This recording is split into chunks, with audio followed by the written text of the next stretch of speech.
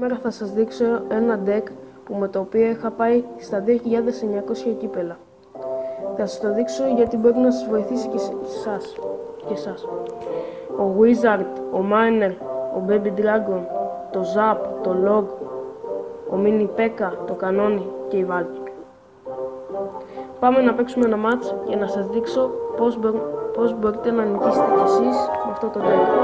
Τουλάχιστον να σας βοηθήσω λίγο.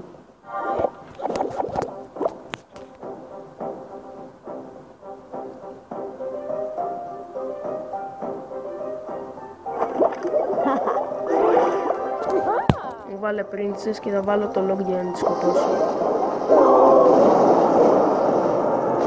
Έχει καθρέφτη και μου έδειξε διπλό fireball.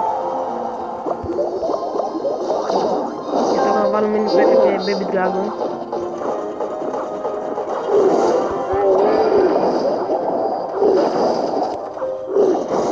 Και βάλα Zap για να σκοτώσω τα minion. Μου βάλε Miner και μου έκανε αρκετό damage στο tower. Σχετικά.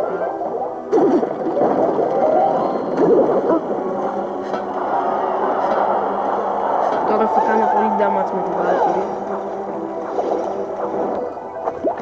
Let's go. Λόγω Archer Queen.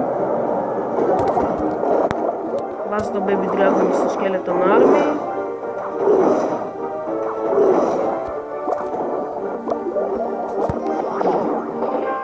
Και τώρα πάω για επίθεση.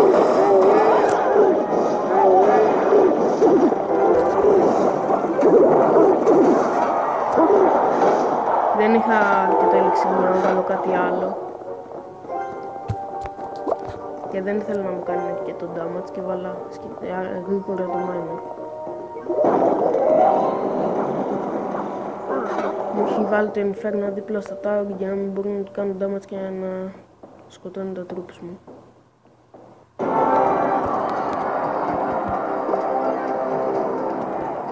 Και τώρα θα πάω για να το διαλύσω το tower.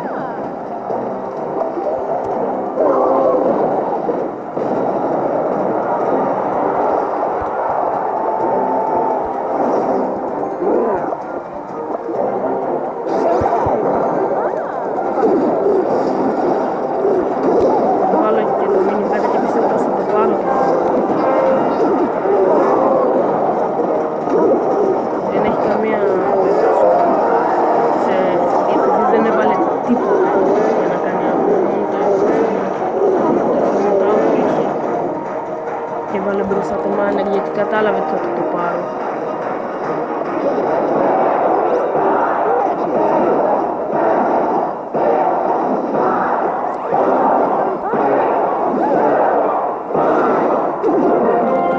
Νίκησα 0.